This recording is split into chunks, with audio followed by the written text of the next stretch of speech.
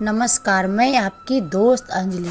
दोस्तों, आज का टॉपिक है श्री राम जी के राज्याभिषेक की तैयारी और कैकेयी का राजा दशरथ से 2 वरदान मांगना। अगर ये वीडियो पसंद आए तो लाइक करिएगा और ज़्यादा से ज़्यादा शेयर करिएगा और कमेंट में हमें ज़रूर बताइएगा कि मेरा वीडियो आपको कैसा लग रहा है। आप लोग कमेंट नहीं कर रहे हैं तो मुझे कुछ पता नहीं चल रहा है, तो प्लीज़ कमेंट करिएगा। तो चलिए मैं वीडियो को शुरू करती हूँ।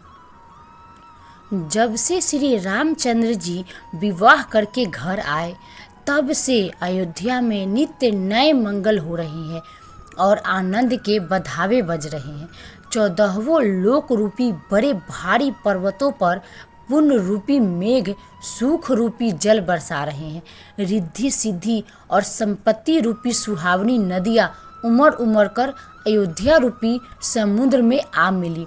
नगर के स्त्री पुरुष अच्छी जाति के मनियों के समूह है जो सब प्रकार से पवित्र, अमूल्य और सुंदर है। नगर का ऐश्वर्य कुछ कहा नहीं जाता। ऐसा जान पड़ता है मानो ब्रह्मा जी की कारीगरी बस इतनी ही है। सब नगर निवासी श्री रामचंद्र जी के मुख चंद्र को देखकर सब प्रकार से सुखी है। सब माताएं और सखी सहेलियां अपनी मनोरथ रूपी बेल को फली हुई देखकर आनंदित है। श्री रामचंद्र जी के रूप, गुण, शील और स्वभाव को देख सुनकर राजा दशरथ जी बहुत ही आनंदित होते हैं।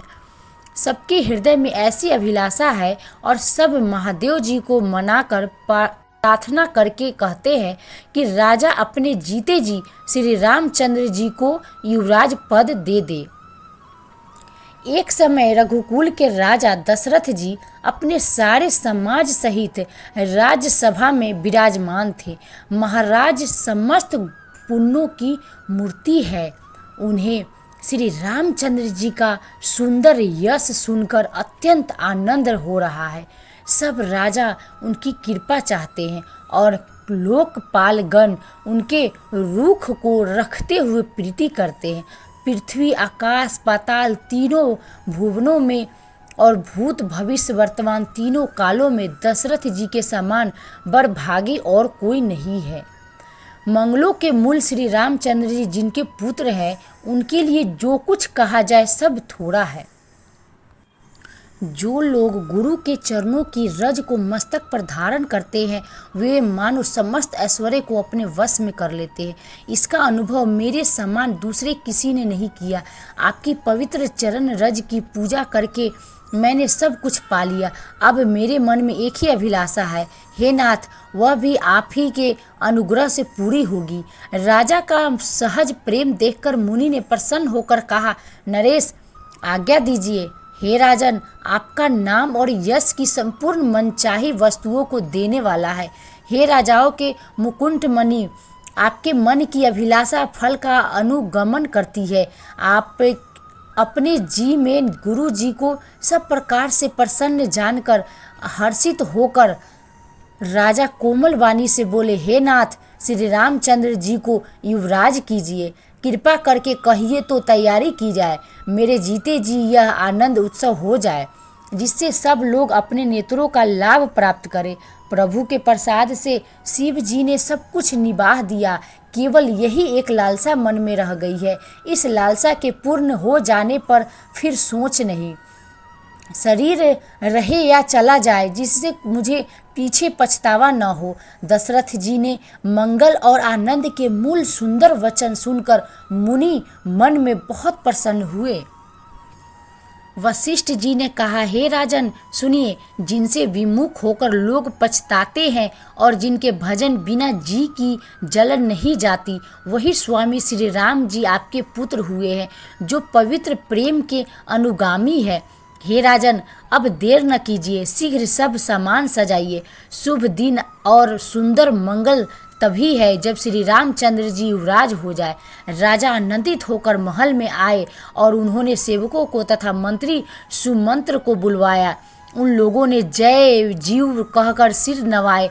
तब राजा ने सुंदर मंगलमय वचन श्री राम जी के युवराज पद देने का प्रस्ताव सुनाए और कहा, यदि पंचों को आप सबको यह मत अच्छा लगे तो हृदय में हर्षित होकर आप लोग श्री रामचंद्र जी का राज तिलक कीजिए।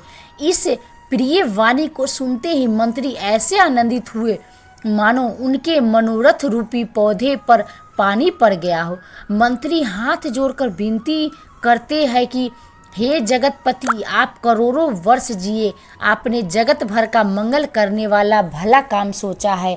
हे नाथ, शीघ्रता कीजिए, देर न लगाइए। मंत्रियों की सुंदर वाणी सुनकर राजा को ऐसा आनंद हुआ मानो बढ़ती हुई बेल सुंदर डाली का सहारा पा गई हो।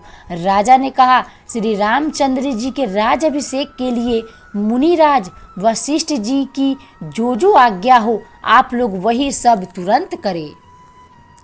मुनिराज ने हर्षित होकर कोमल वाणी से कहा कि संपूर्ण श्रेष्ठ तीर्थों का जल ले आओ।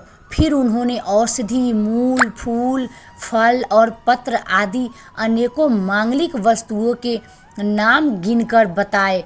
चौवर, मृग चर्म, बहुत प्रकार के वस्त्र, असंख्य जातियों के ऊनी और रेशमी कपड़े तथा और भी बहुत सी मंगल वस्तुएं जो जगत में राज्याभिषेक के योग्य होती है।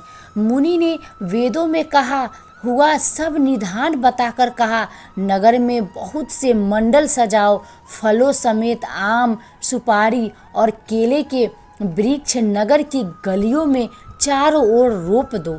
सुंदर मणियों के मनोहर चौक पुरवाओ और बाजार को तुरंत सजाने के लिए कह दो। श्री गणेश जी, गुरु और कुल देवता की पूजा करो और भूदेव ब्राह्मणों की सब प्रकार से सेवा करो। ध्वजा, पताका, तोरना, कलश, घोड़े, रथ और हाथी सबको सजाओ। मुनि श्रेष्ठ वशिष्ठ जी के वचनों को शिरोधार्य करके सब लोग अपने अपने काम में लग गए। मुनीश्वर ने जिसको जिस काम के लिए आज्ञा दी, उसने वह काम इतनी शीघ्रता से कर डाला कि मानो पहले से ही कर रखा था। राजा, ब्राह्मण, साधु और देवताओं को पूज रहे हैं और श्री रामचंद्र जी के लिए सब मंगल कार्य कर रहे हैं। श्री रामचंद्र जी के राज अभिषेक की सुहावनी खबर सुनते ही अवध धर में बड़ी धूम से बधावे बजने लगे। श्री रामचंद्र जी और सीता जी के शरीर में भी शुभ शकुन सूचित हुए। उनके सुंदर मंगल अंग फड़कने लगे। पुलकित होकर वे दोनों प्रेम सहित एक दूसरे से कहते हैं कि ये सब शकुन भरत के आने की सूचना देने वाले हैं। उनको मामा के घर गए बहुत दिन हो गए, बहुत ही अवसर आ रही है। शकुनों से प्रिय भरत के मिलने का विश्वास होता है और भरत के समान जगत में हमें कौन प्यारा है। शकुन का बस यही फल है, दूसरा नहीं। श्री रामचंद्र जी को अपने भाई भरत का दिन रात ऐसा सोच रहता है जैसा कछुए का हृदय अंडों में रहता है। इसी समय यह परम मंगल समाचार सुनकर सारा रनिवास हर्षित हो उठा। जैसे चंद्रमा को बढ़ते देखकर समुद्र में लहरों का विलास सुशोभित होता है। सबसे पहले रनिवास में जाकर जिन्होंने ये वचन सुनाए, उन्होंने बहुत से आभूषण और वस्त्र पाए। रानियों का शरीर प्रेम से पुलकित हो उठा और मन प्रेम में मगन हो गया। वे सब मंगल कलश सजाने लगी। सुमित्रा जी ने मणियों के बहुत प्रकार के अत्यंत सुंदर और मनोहर चौक पूरे।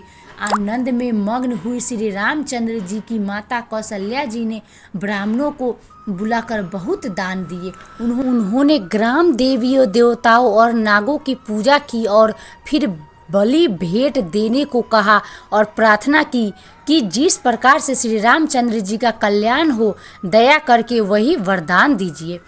कोयल की सी मीठी वाणी वाली, चंद्रमा के समान मुख वाली और हिरण के बच्चे के से नेत्रों वाली स्त्रियां मंगल गान करने लगी। श्री रामचंद्र जी का राज अभिषेक सुनकर सभी स्त्री पुरुष हृदय में हर्षित हो उठे और विधाता को अपने अनुकूल समझकर सब सुंदर मंगल साज सजाने लगे। तब राजा ने वशिष्ठ जी को बुलाया और शिक्षा देने के लिए श्री रामचंद्र जी के महल में भेजा। गुरु का आगमन सुनते ही श्री रघुनाथ जी ने दरवाजे पर आकर उनके चरणों में मस्तक नवाया। आदर पूर्वक अर्घ्य देकर उन्हें घर में लाए और षोडशोपचार से पूजा करके उनका सम्मान किया। फिर सीता जी सहित उनके चरण स्पर्श किए और कमल के समान दोनों हाथों में जोड़कर श्री राम जी बोले, यद्यपि सेवक के घर स्वामी का पधारना मंगलों का मूल और अमंगलों का नाश करने वाला होता है, तथापि हे नाथ, उचित तो यही था कि प्रेम पूर्वक दास को ही कार्य के लिए बुला भेजते। ऐसी ही नीति है, परंतु प्रभु ने प्रभुता छोड़कर जो स्नेह किया, इससे आज यह घर पवित्र हो गया। हे गोसाई, अब जो आज्ञा हो मैं वही करूं। स्वामी की सेवा में ही सेवक का लाभ है। श्री रामचंद्र जी के प्रेम में सने हुए वचनों को सुनकर मुनि वशिष्ठ जी ने श्री रघुनाथ जी की प्रशंसा करते हुए कहा कि हे राम, भला आप ऐसा क्यों न कहे, आप सूर्य वंश के भूषण जो है। श्री रामचंद्र जी के गुणशील और स्वभाव का बखान कर मुनिराज प्रेम से पुलकित होकर बोले, हे रामचंद्र जी, राजा दशरथ जी ने राज अभिषेक की तैयारी की है। वे आपको युवराज पद देना चाहते हैं। इसलिए हे राम जी, आप आज उपवास, हवन आदि विधि पूर्वक सब संयम कीजिए, जिससे विधाता कुशल पूर्वक इस काम को निभा दे। गुरु जी शिक्षा देकर राजा दशरथ जी के पास चले गए। श्री रामचंद्र जी के हृदय में यह सुनकर इस बात का खेद हुआ कि हम सब भाई एक ही साथ जन्मे, खाना सोना, लड़कपन के खेल कूद, कंछेदन, यज्ञोपवीत और विवाह आदि उत्सव सब साथ साथ ही हुए, पर इस निर्मल वंश में यही एक अनुचित बात हो रही है कि और सब भाइयों को छोड़कर राज्याभिषेक एक बड़े का ही होता है। उसी समय प्रेम और आनंद में मग्न लक्ष्मण जी आए। श्री रघुकुल रूपी कुमुद के खिलाने वाले चंद्रमा श्री रामचंद्र जी ने प्रिय वचन सुनकर उनका सम्मान किया। बहुत प्रकार के बाजे बज रहे हैं। नगर के अतिशय आनंद का वर्णन नहीं हो सकता। सब लोग भरत जी का आगमन मना रहे हैं और कह रहे हैं कि वे भी शीघ्र आवे और राज्याभिषेक का उत्सव देखकर नेत्रों का फल प्राप्त करें। बाजार, रास्ते, घर, गली और चबूतरों पर जहाँ तहाँ पुरुष और स्त्री आप कहते हैं कि कल वह शुभ लग्न कितने समय है जब विधाता हमारी अभिलाषा पूरी करेंगे, जब सीता जी सहित श्री रामचंद्र जी सुवर्ण के सिंहासन पर विराजेंगे और हमारा मन चिता होगा। इधर तो सब यह कह रहे हैं कि कल कब होगा। उधर कुछ क्री देवता विघ्न मना रहे हैं। उन्हें देवताओं को अवध के बधावे नहीं सुहाते, जैसे चोर को चांदनी रात नहीं भाती। सरस्वती जी को बुलाकर देवता विनय कर रहे हैं और बार बार उनके पैरों को पकड़कर उन पर गिरते हैं। वे कहते हैं, हे माता, हमारी बड़ी विपत्ति को देखकर आज वही कीजिए जिससे श्री रामचंद्र जी राज्य त्याग कर वन को चले जाए और देवताओं का सब कार्य सिद्ध हो। देवताओं की विनती सुनकर सरस्वती जी खड़ी खड़ी पछता रही है कि हाय, मैं कमल वन के लिए हेमंत ऋतु की रात हुई। उन्हें इस प्रकार पछताते देखकर देवता फिर विनय करके कहने लगे, हे माता, इसमें आपको जरा भी दोष न लगेगा। श्री रघुनाथ जी विषाद और हर्ष से रहित है। आप तो श्री राम जी के सब प्रभाव को जानती ही हैं। जीव अपने कर्म वश ही सुख दुख का भागी होता है। एतवा देवताओं के हित के लिए आप अयोध्या जाइए। बार बार चरण पकड़कर देवताओं ने सरस्वती को संकोच में डाल दिया। तब वह यह विचार कर चली कि देवताओं की बुद्धि ओछी है। इनका निवास तो ऊंचा है पर इनकी करनी नीची है। ये दूसरे का ऐश्वर्य नहीं देख सकते, परंतु आगे के काम का विचार करके श्री राम जी के वन जाने से राक्षसों का वध होगा, जिससे सारा जगत सुखी हो जाएगा। सरस्वती हृदय में हर्षित होकर दशरथ जी की अयोध्या में आई, मानो दुख देने वाली कोई ग्रह दशा आई हो। मंथरा नाम की केकई की एक मंद बुद्धि दासी थी। उसे अपयश की पिटारी बनाकर सरस्वती उसकी बुद्धि को फेरकर चली गई। मंथरा ने देखा कि नगर सजाया हुआ है, सुंदर मंगलमय बधावे बज रहे हैं। उसने लोगों से पूछा कि कैसा उत्सव है। श्री रामचंद्र जी के राज तिलक की बात सुनते ही उसका हृदय जल उठा। वह दुर्बुद्धि नीच जाति वाली दासी विचार करने लगी कि किस प्रकार से यह काम रात ही रात में बिगड़ जाए। जैसे कोई कुटिल भीलनी शहद का छत्तर लगा देखकर घात लगाती है कि इसको किस तरह से उखाड़ लूं। वह उदास होकर भरत जी की माता केकई के पास गई। रानी केकई ने हंसकर कहा, तू उदास क्यों है? मंथरा कुछ उत्तर नहीं देती, केवल लंबी सांस ले रही है और त्रिया चरित्र करके आंसू ढरका रही है। रानी हंसकर कहने लगी कि तेरे बड़े गाल है, तू बहुत बढ़कर बोलने वाली है। मेरा मन कहता है कि लक्ष्मण ने तुझे कुछ दंड दिया है, तब भी वह महापापनी दासी कुछ भी नहीं बोलती। ऐसी लंबी सांस छोड़ रही है मानो काली नागिन फुफकार छोड़ रही हो। तब रानी ने डरकर कहा, अरे कहती क्यों नहीं? श्री रामचंद्र जी राजा लक्ष्मण भरत और शत्रुघ्न कुशल से तो हैं। यह सुनकर कुबरी मंथरा के हृदय में बड़ी ही पीड़ा हुई। वह कहने लगी, हे माई, हमें कोई क्यों सीख देगा और मैं किसका बल पाकर गाल करूंगी, बढ़ कर बोलूंगी। रामचंद्र को छोड़कर आज और किसकी कुशल है जिन्हें राजा युवराज पद दे रहे हैं। आज कौशल्या को विधाता बहुत ही दाहिने हुए हैं, यह देखकर उनके हृदय में गर्व समाता नहीं। तुम स्वयं जाकर सब शोभा क्यों नहीं देख लेती, जिसे देखकर मेरे मन में क्षोभ हुआ है। तुम्हारा पुत्र परदेश में है, तुम्हें कुछ सोच नहीं। जानती हो कि स्वामी हमारे वश में है। तुम्हें तो तोषक पलंग पर परे परे नींद लेना ही बहुत प्यारा लगता है।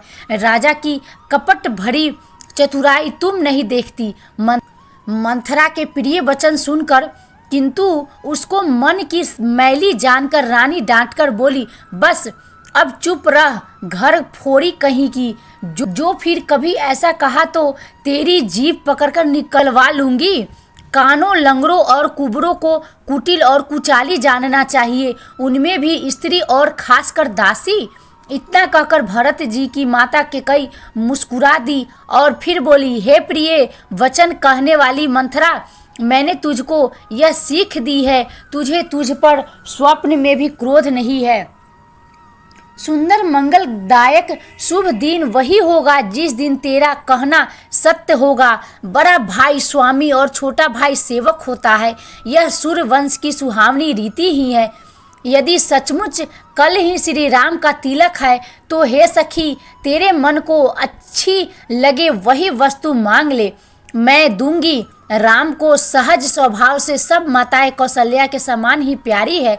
मुझ पर तो वे विशेष प्रेम करते हैं। मैंने उनकी प्रीति की परीक्षा करके देख ली है। जो विधाता कृपा करके जन्म दे तो यह भी दे कि श्री रामचंद्र पुत्र और सीता बहू हो। श्री राम मुझे प्राणों से भी अधिक प्रिय हैं। उनके तिलक से तुझे क्षोभ कैसा? तुझे भरत की सौगंध है। छल कपट छोड़कर सच सच कह, तू हर्ष के समय विषाद कर रही है, मुझे इसका कारण सुना। मंथरा ने कहा, सारी आशाएं तो एक ही बार कहने में पूरी हो गई, अब तो दूसरी जीभ लगाकर कुछ कहूंगी। मेरा अभागा कपाल तो फोड़ने ही योग्य है। जो अच्छी बात कहने पर भी आपको दुख होता है, जो झूठी सच्ची बातें बनाकर कहते हैं, हे माई, वे ही प्रिय तुम्हें प्रिय है और मैं कड़वी लगती। अब मैं भी ठकुर सुहाती कहा करूँगी, यानी मुंह देखी कहा करूँगी, नहीं तो दिन रात चुप रहूँगी। विधाता ने कुरूप बनाकर मुझे परवश कर दिया। दूसरे को क्या दोष, जो बोया सो काटती, दिया सो पाती हूँ। कोई भी राजा हो, हमारी क्या हानि है? दासी छोड़कर क्या अब मैं रानी होऊंगी? हमारा स्वभाव तो जलाने ही योग्य है, क्योंकि तुम्हारा अहित मुझसे देखा नहीं जाता, इसीलिए कुछ बात चलाई थी। किंतु हे देवी, हमारी बड़ी भूल हुई, क्षमा करो। अस्थिर बुद्धि की स्त्री और देवताओं की माया के वश में होने के कारण रहस्य युक्त कपट भरे प्रिय वचनों को सुनकर रानी केकई ने बैरिन मंथरा को अपनी सुहद जानकर उसका विश्वास कर लिया। बार बार रानी उससे आदर के साथ पूछ रही है, मानो भीलनी के गान से हिरनी मोहित हो गई हो। जैसी भावी है वैसी ही बुद्धि भी फिर गई। दासी अपना दाव लगा जानकर हर्षित हुई। तुम पूछती हो किंतु मैं कहते डरती हूँ, क्योंकि तुमने पहले ही मेरा नाम घर फोड़ी रख दिया है। बहुत तरह से गढ़ छोलकर खूब विश्वास जमाकर तब वह अयोध्या की साढ़ साती बोली, हे रानी, तुमने जो कहा कि मुझे सीता राम प्रिय है और राम को तुम प्रिय हो, सो यह बात सच्ची है। परंतु यह बात पहले थी, वे दिन अब बीत गए। समय फिर जाने पर मित्र भी शत्रु हो जाते हैं। सूर्य कमल के कुल का पालन करने वाला है, पर बिना जल के वही सूर्य उनको जलाकर भस्म कर देता है। सौत कौशल्या तुम्हारी जड़ उखाड़ना चाहती है। तुमको अपने सुहाग के झूठे बल पर कुछ भी सोच नहीं है।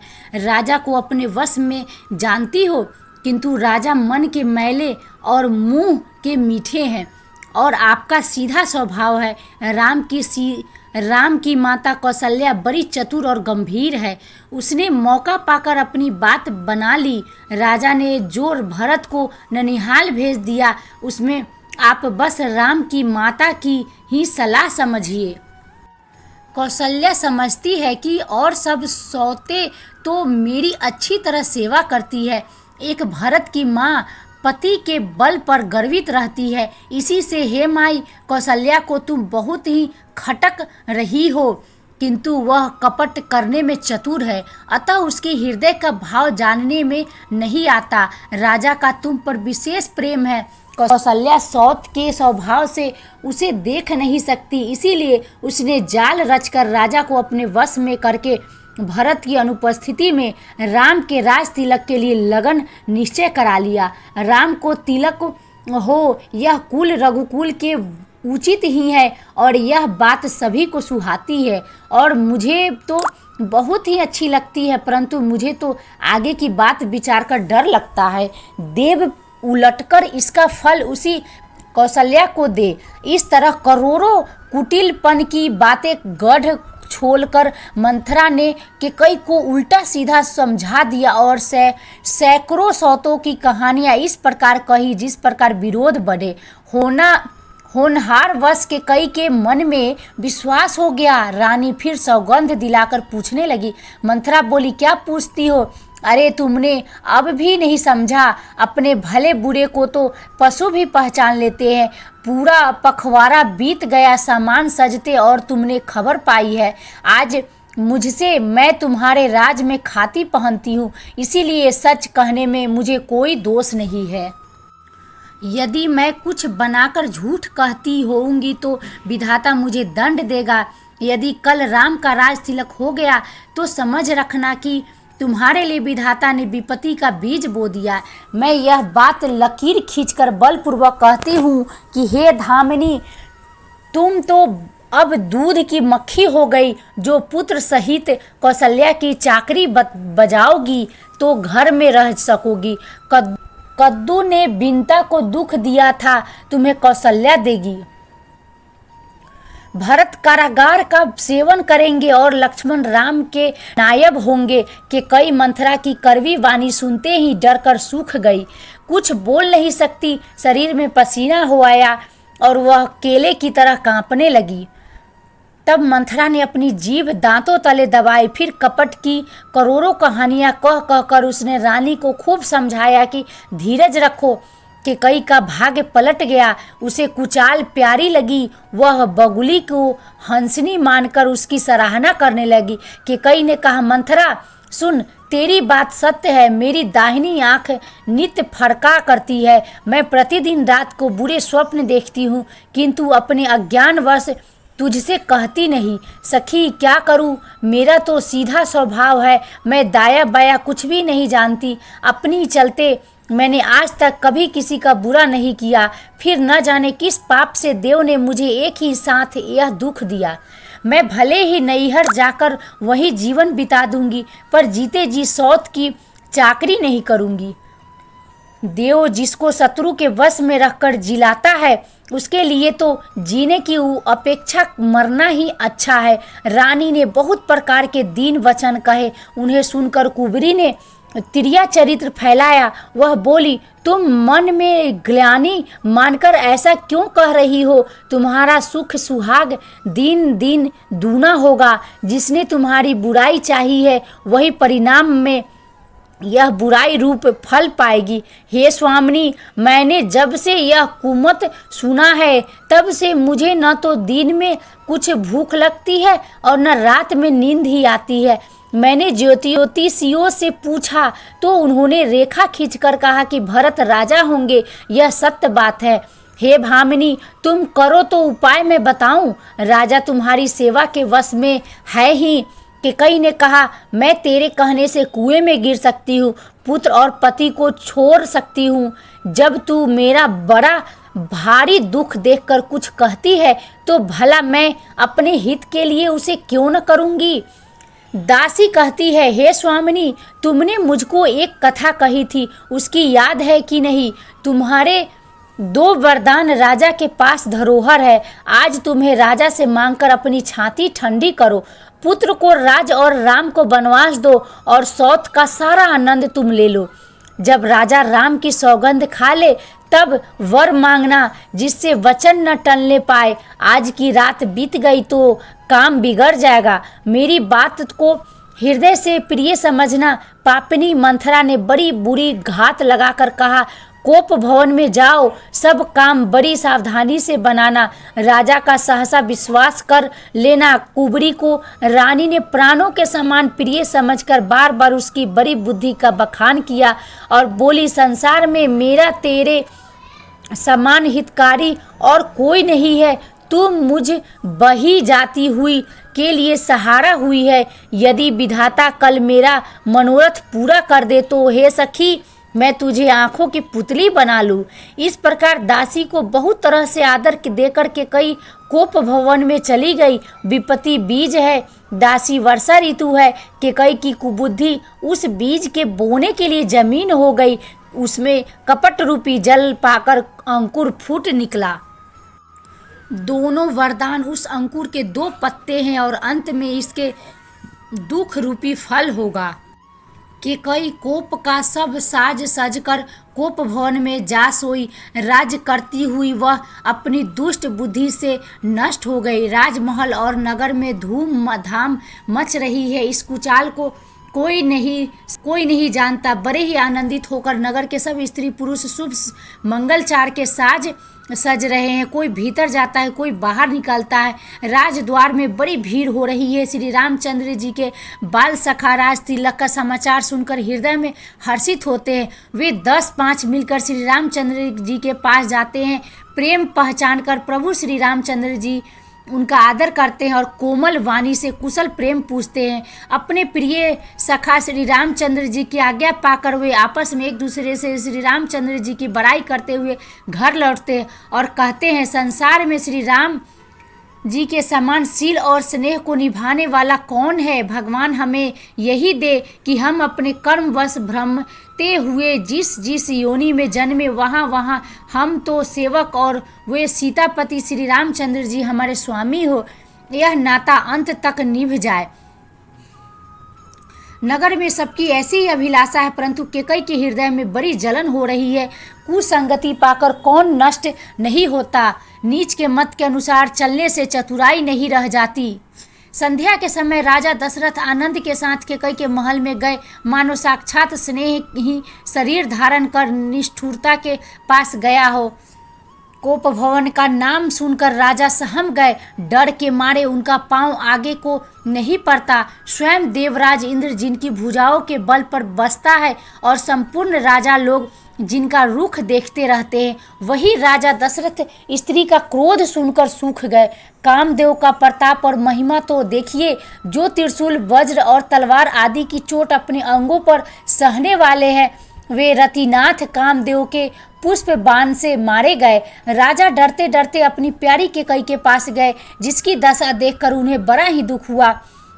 केकई जमीन पर पड़ी है, पुराना मोटा कपड़ा पहने हुए है, शरीर के नाना आभूषणों को उतार कर फेंक दिया है। उस दुर्बुद्धि केकई को यह कुवेश्ता बुरा वेश कैसी फब रही है, मानो भावी विवाहपन की सूचना दे रही हो। राजा उसके पास जाकर कोमल वाणी से बोले, हे रानी, किस लिए रूठी हो? यह कहकर राजा उसे हाथ से स्पर्श करते हैं तो वह उनके हाथ को झटक कर हटा देती है और ऐसे देखती है मानो क्रोध में भरी हुई नागिन क्रूर दृष्टि से देख रही हो।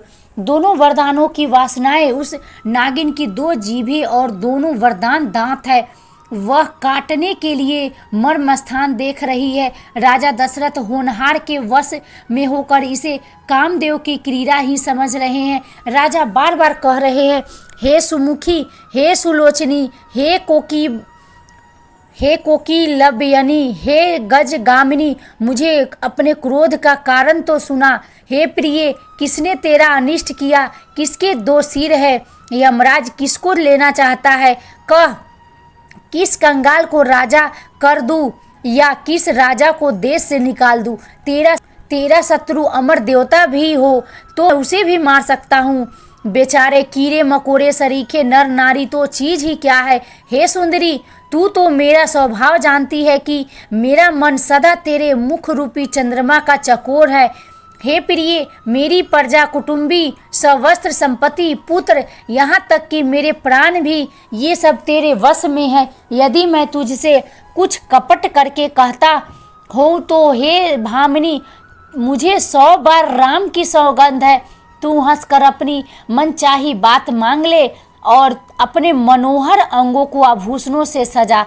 मौका बेमौका तो मन में विचार कर देख। हे प्रिय, जल्दी इस बुरे वेश को त्याग दे। यह सुनकर और मन में राम जी की बड़ी सौगंध को विचार कर मंद बुद्धि के कई हंसती हुई उठी और गहने पहनने लगी। मानो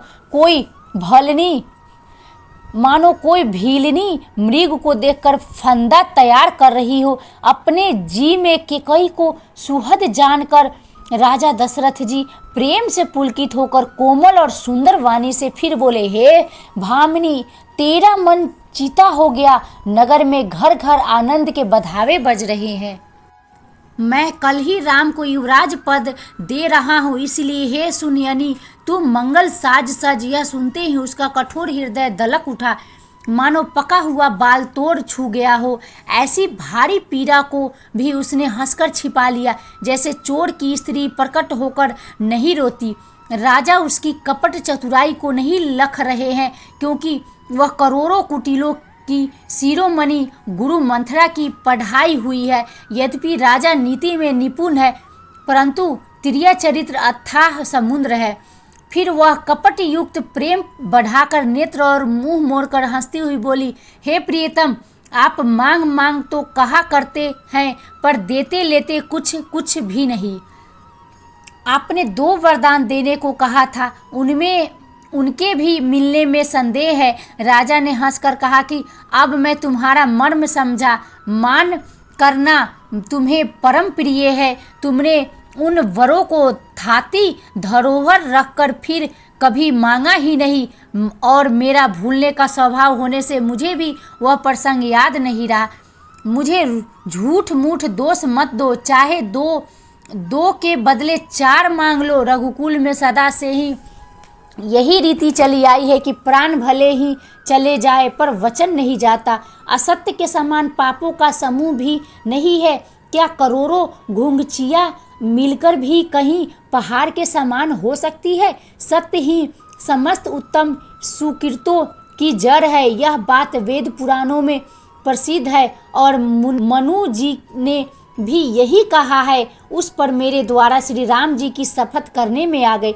श्री रघुनाथ जी मेरे पुण्य और स्नेह की सीमा है। इस प्रकार बात पक्की करा के दुर्बुद्धि केकई हंसकर बोली, हे प्राण प्रिय, सुनिए, मेरे मन को भाने वाला एक वर तो दीजिए। भरत को राज तिलक, और हे नाथ, दूसरा वर भी मैं हाथ जोड़कर मांगती हूँ, मेरा मनोरथ पूरा कीजिए। तपस्वियों के वेश में विशेष उदासीन भाव से राम 14 वर्ष तक वन में निवास करे। केकई के वचन सुनकर राजा के हृदय में ऐसा शोक हुआ जैसे चंद्रमा की किरणों के स्पर्श से चकवा विकल हो जाता है। राजा सहम गए, उनसे कुछ कहते न बना, मानो बाज वन में बटेर पर झपटा हो।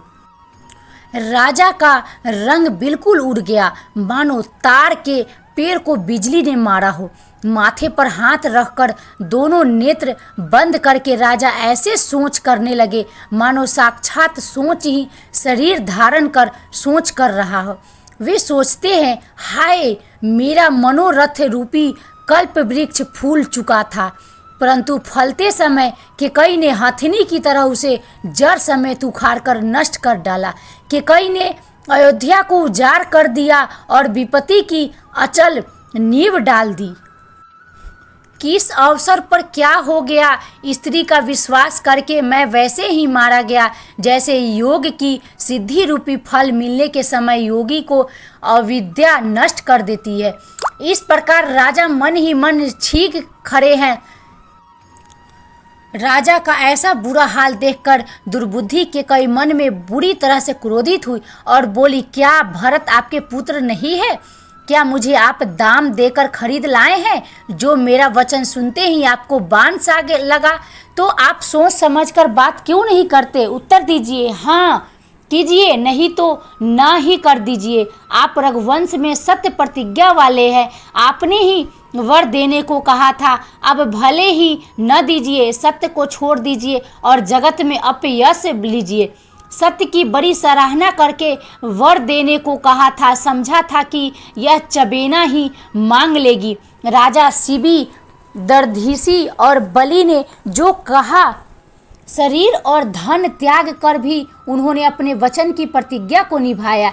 कि कई बहुत ही कड़वे वचन कह रही है, मानो जले पर नमक छिड़क रही हो। धर्म की धुरी को धारण करने वाले राजा दशरथ ने धीरज धरकर नेत्र खोले और सिर धुनकर तथा लंबी सांस लेकर इस प्रकार कहा कि इसने मुझे बड़े कुठौर मारा। प्रचंड क्रोध से जलती हुई केकई सामने इस प्रकार दिखाई पड़ी मानो क्रोध रूपी तलवार नंगी खड़ी हो। कुबुद्धि उस तलवार की मूठ है, निष्ठुरता धार है और वह कुबरी रूपी शान पर धर कर तेज की हुई है। राजा ने देखा कि यह तलवार बड़ी ही भयानक और कठोर है और सोचा, क्या सत्य है, यह मेरा जीवन लेगी। राजा अपनी छाती कड़ी करके बहुत ही नम्रता के साथ केकई को प्रिय लगने वाली वाणी बोले, हे प्रिय, हे भीरू, विश्वास और प्रेम को नष्ट कर ऐसे बुरी तरह के वचन कैसे कह रही हो? मेरे तो भरत और रामचंद्र दो आंखें हैं, यह मैं शंकर जी की साक्षी देकर सत्य कहता हूँ। दोनों भाई भरत शत्रुघ्न सुनते ही तुरंत आ जाएंगे। अच्छा दिन शोधवाकर सब तैयारी करके डंका बजाकर मैं भरत को राज्य दे दूंगा। राम को राज्य का लोभ नहीं है और भरत का उनका बड़ा ही प्रेम है। मैं ही अपने मन में बड़े छोटे का विचार करके राजनीति का पालन कर रहा था। राम की 100 बार सौगंध खाकर मैं स्वभाव से ही कहता हूँ कि राम की माता कौशल्या ने इस विषय में मुझसे कभी कुछ नहीं कहा। अवश्य ही मैंने तुमसे बिना पूछे यह सब किया, इसी से मेरा मनोरथ खाली गया। अब क्रोध छोड़ दे और मंगल साज सज। कुछ ही दिनों बाद भरत युवराज हो जाएंगे। एक ही बात का मुझे दुख लगा कि तूने दूसरा वरदान बड़ी अड़चन का मांगा। उसकी आँच से अब भी मेरा हृदय जल रहा है। यह दिल्लगी में, क्रोध में अथवा सचमुच ही सच्चा है? क्रोध को त्याग कर राम का अपराध तो बता। सब कोई तो कहते हैं कि राम बड़े ही साधु है। तू स्वयं भी राम की सराहना करती है और उन पर स्नेह किया करती थी। अब यह सुनकर मुझे संदेह हो गया कि तुम्हारी प्रशंसा और स्नेह कहीं झूठे तो न थे। जिसका स्वभाव शत्रु को भी अनुकूल है, वह माता के प्रतिकूल आचरण क्यों करेगा? हे प्रिय, क्रोध छोड़ दे और विवेक विचार कर वर मांग, जिससे अब मैं नेत्र भर कर भरत का राज्याभिषेक देख सकूं। मछली चाहे बिना पानी के जीती रहे और सांप भी चाहे बिना मणि के दिन दुखी होकर जीता रहे, परंतु मैं स्वभाव से ही कहता हूँ, मन में जरा भी छल रखकर नहीं कि मेरा जीवन राम के बिना नहीं है। हे चतुर प्रिय जी, मैं समझ देख, मेरा जीवन श्री राम के दर्शन के अधीन है। राजा के कोमल वचन सुनकर दुर्वेदी के कई अत्यंत जल रही है, मानो अग्नि में घी की आहुतियाँ पड़ रही हो। कि कई कहती है, आप करोड़ों उपाय क्यों न करें, यहाँ आपकी माया नहीं लगेगी। या तो मैंने जो मांगा है सो दीजिए, नहीं तो ना करके अपयश लीजिए। मुझे बहुत प्रपंच नहीं सुहाते। राम साधु है, आप सियाने साधु है, और राम की माता भी भली है। मैंने सबको पहचान लिया है। कौशल्या ने मेरा जैसा भला चाहा है, मैं भी साका करके उन्हें वैसा ही फल दूंगी। सवेरा होते ही मुनि का वेश धारण कर यदि राम वन को नहीं जाते तो हे राजन, मन में समझ लीजिए कि मेरा मरना होगा और आपका अपयश। ऐसा कहकर कुटिल के कई उठ खड़ी हुई, मानो क्रोध की नदी उमड़ी हो। वह नदी पाप रूपी पहाड़ से प्रकट हुई है और क्रोध रूपी जल से भरी है। दोनों वरदान उस नदी के दो किनारे हैं। कि कई का कठिन हट ही उसकी तीव्र धारा है, और कुबरी यानी मंथरा के वचनों की प्रेरणा ही भंवर है। राजा ने समझ लिया कि बात सचमुच सच्ची है। स्त्री के बहाने मेरी मृत्यु ही सिर पर नाच रही है। तदंतर राजा ने केकई के चरण पकड़कर उसे बिठाकर विनती की कि तू सूर्य कुल के लिए कुल्हाड़ी मत बन, तू मेरा मस्तक मांग ले, मैं तुझे अभी दे दूं, पर राम के विरह में मुझे मत मार। जिस किसी प्रकार से हो तू राम को रख ले, नहीं तो जन्म भर तेरी छाती जलेगी। राजा ने देखा कि रोग असाध्य है, तब वे अत्यंत आर्तवाणी से हाँ राम, हाँ राम, हाँ रघुनाथ कहते हुए सिर पीट कर जमीन पर गिर पड़े। राजा व्याकुल हो गए, उनका सारा शरीर शिथिल पड़ गया, मानो हथिनी ने कल्प वृक्ष को उखाड़ फेंका हो। कंठ सूख गया, मुख से बात नहीं निकलती, मानो पानी के बिना पहिना नामक मछली तड़प रही हो। कि कई फिर कड़वे और कठोर वचन बोली, मानो घाव में जहर भर रही हो। कहती है, जो अंत में ऐसा ही करना था तो आपने मांग मांग किस बल पर कहा था। हे राजा, ठहाका मारकर हंसना और गाल फुलाना, क्या ये दोनों एक साथ हो सकते हैं। दानी भी कहाना और कंजूसी भी करना, क्या राजपूती में क्षेम कुशल भी रह सकती है। या तो वचन ही छोड़ दीजिए या धैर्य धारण कीजिए। यो असहाय स्त्री की भांति रोइए पीटिए नहीं। सत्यवर्ती के लिए तो शरीर, स्त्री, पुत्र, घर, धन और पृथ्वी सब तिनके के बराबर कहे गए हैं। केकई के मर्म भेदी वचन सुनकर राजा ने कहा कि तू जो चाहे कह, तेरा कुछ भी दोष नहीं है। मेरा काल तुझे मानो पिशाच होकर लग गया है, वही तुझसे यह सब कहला रहा है। भरत तो भूल कर भी राजपद नहीं चाहते, होनहार वश तेरे ही जी में कुमति आ बसी। यह सब मेरे पापों का परिणाम है, जिससे कुछ समय में विधाता विपरीत हो गया। तेरी उजाड़ी हुई यह सुंदर अयोध्या फिर भली भांति बसेगी और समस्त गुणों के धाम श्री राम की प्रभुता भी होगी। सब भाई उनकी सेवा करेंगे और तीनों लोकों में श्री राम की बड़ाई होगी।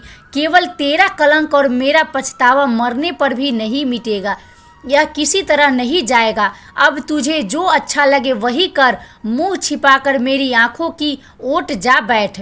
मैं हाथ जोड़कर कहता हूँ कि जब तक मैं जीता रहूँ तब तक फिर कुछ न कहना। अरे अभागिनी, फिर तू अंत में पछताएगी, जो तू नहारू के लिए गाय को मार रही है।